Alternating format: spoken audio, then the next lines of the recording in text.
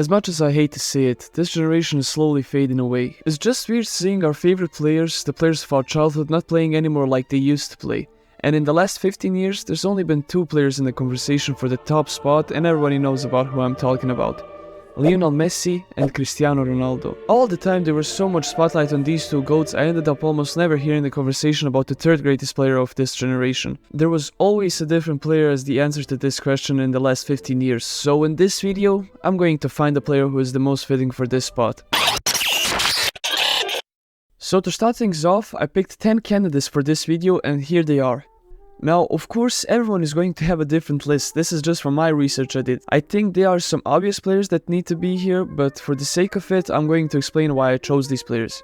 I think Modric is the most obvious pick here, as he is the only player to actually win a Ballon d'Or during the dominant years of Messi and Ronaldo. Neymar was widely considered the 3rd best player in the world for a long time, so I chose these 3 for the strikers on this list. I didn't put Ibra here purely because these 3 fit better into this generation. I wanted to have a goalkeeper also in this list, and it was between Casillas and Neuer. I chose Neuer because he fits better into this generation of players. I mean, do I even need to say something about these 2? As I said, I want to pick different positions to be in this list, so I picked Dani Alves. He has won the most trophies in the history of football. I mean, he had the most trophies until Messi equaled his record this season. I also wanted to have a center back here, and who other to choose than Sergio Ramos, as he was the captain to the 3-peat Real Madrid team.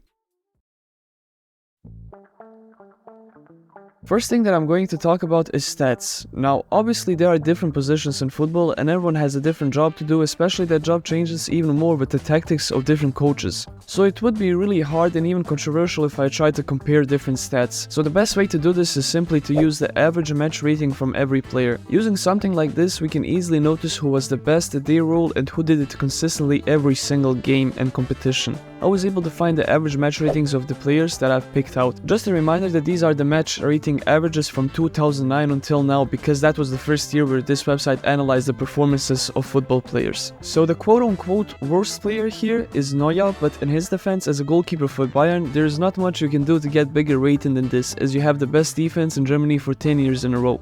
The next player on the list is Modric actually. And I did not expect this at all. Some would say this is because he had a bad rating at Tottenham, but actually the statistically worst competition played by Modric is the 2019-2020 Champions League, where Real Madrid was already knocked out in the round of 16.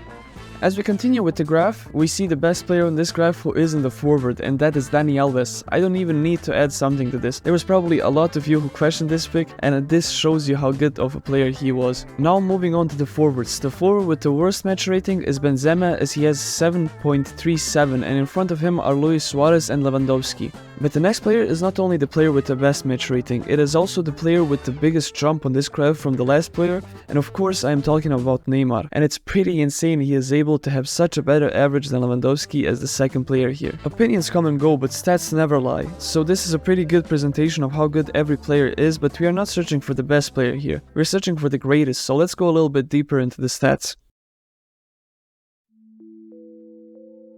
It would be again pretty controversial if I rated how much each trophy is worth. For some, the league is the hardest hardware to win, and for some is the Champions League, so I'm just going to look at the trophies one. I thought Ramos would end up higher on the list, considering we got used to him as that invincible and incredible captain of Real Madrid that just wins trophies for fun. The best player on the last stat, Neymar, is in the lower half of the list with 26 trophies, and Dani Alves obviously ended up at the top here. Now moving on to the international side of things, and seeing these 4 sharing the first place probably got you thinking why I did this, but let me explain. It's evenly hard to win 3 international tournaments in a row with prime Spain, as it was being 2nd and 3rd place 2 World Cups in a row with Croatia.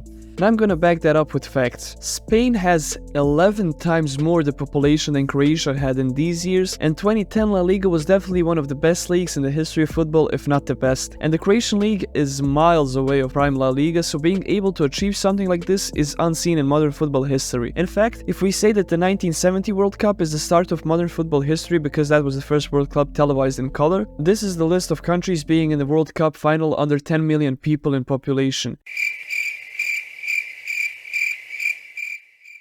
Only Croatia is there, so it is this insane, but being able to win bronze again in the next World Cup definitely deserves all the praise that Croatia got. After these 4 players, we got Dani Alves at 5th, winning 5 international trophies. He has more trophies than these 4, but the international achievements of these 4 are simply untouchable. Next, we got Neuer at 6th. He was able to win the World Cup, but having these 5 medals is better than a single World Cup. And this is pretty much the rest of the list. I've put Neymar in front of Suarez simply because he has 1 trophy more, and I put Suarez in front of Benzema because Copa America is obviously a more well-known and historic trophy than Nations League. And also, don't add me because I counted Lewandowski's international success. I mean, if Modric was able to do it with a much smaller country than Poland, Lewandowski also had a chance to do it.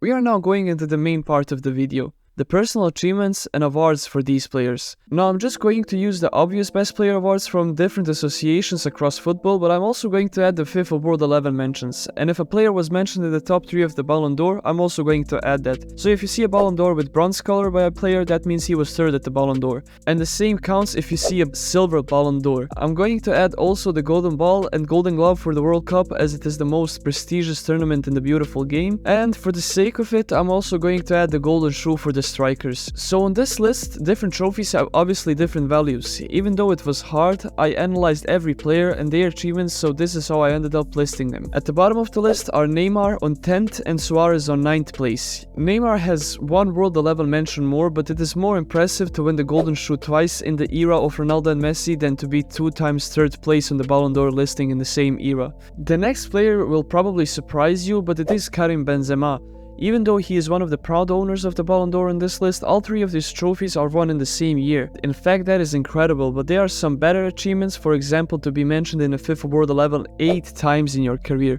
It's actually so ridiculous that for such a long time there wasn't no one close to Dani Alves at the right back position in world football. Now, something that is even more impressive is being mentioned in the World 11 2 times less, but being 3rd in the Ballon d'Or rankings 3 times during the era of these 2. Now, continuing with this list, at the 5th place I put Ramos, as he has almost double the World 11 mentions than Xavi, and 11 years in a row Ramos was a top 2 centre back in the world, which is just a ridiculous stat. At the 4th place is Neuer. Before checking the facts out, I would easily put a few players in front of Neuer, but let me explain. It is undoubtedly impressive winning the Ballon d'Or or being 3rd 3 times throughout the Messi and Ronaldo era, but it is a lot more rare being able to end up in the Ballon d'Or top 3 as a goalkeeper than winning it as a striker. Here's how many strikers were able to win the Ballon d'Or, for example.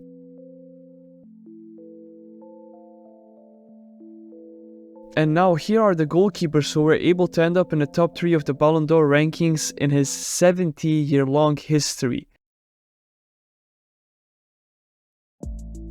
It is pretty incredible what Neuer was able to achieve, and I think this doesn't get enough notice, and to add to it, he was 4 years in a row in the World 11. He should have had 5 mentions because the 2020 ceremony did not happen, and he was also able to win the Golden Glove at the biggest stage in football, and is obviously at the World Cup.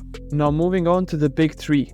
3rd place is really simple, and it is Iniesta, the only player who was able to go 2nd in the Ballon d'Or ratings during the Messi and Ronaldo era, and he was also 3rd in the rankings in a different season. Not only that, the consistency of him is incredible, as he is the midfielder with the most World 11 mentions, as he was mentioned 9 times in a row. To add to it, he won the UEFA Best Men's Player, so this just perfectly adorns his cabinet of personal awards. 2nd place is Lewandowski. The man won every trophy you could win as a striker. From 2 Golden Boots to UEFA's Best Men's Player to 2 FIFA The Best Awards.